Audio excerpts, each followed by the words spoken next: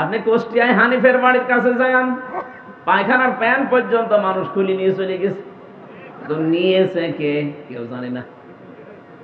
সারা দেশে অবস্থা একই। এখান থেকে আপনি কি নিতে পারেন? এই সাভারের ইউনিয়নের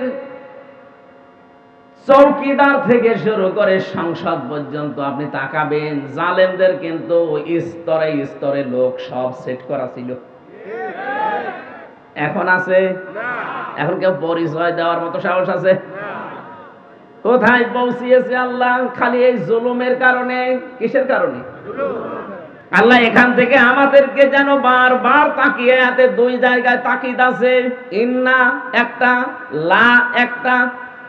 আল্লাহ বলেন আমি তাকিদ দিয়ে বলছি, ভালো করে শোনো, অবশ্যই এর ভেতরে শিক্ষা আছে। যারা জ্ঞানী দাবি করো তাদের জন্য। জালেমদের এত বড় শিকড় যদি কেটে আমি নির্বংশ করে দিতে পারি, আজ পৃথিবীতে আবার যারা তোমরা চেয়ারে বসবে, তারাও যেন যদি জুলুম করে তাদের বাড়ি ঘরও কিন্তু শ্মশান হয়ে যাবে।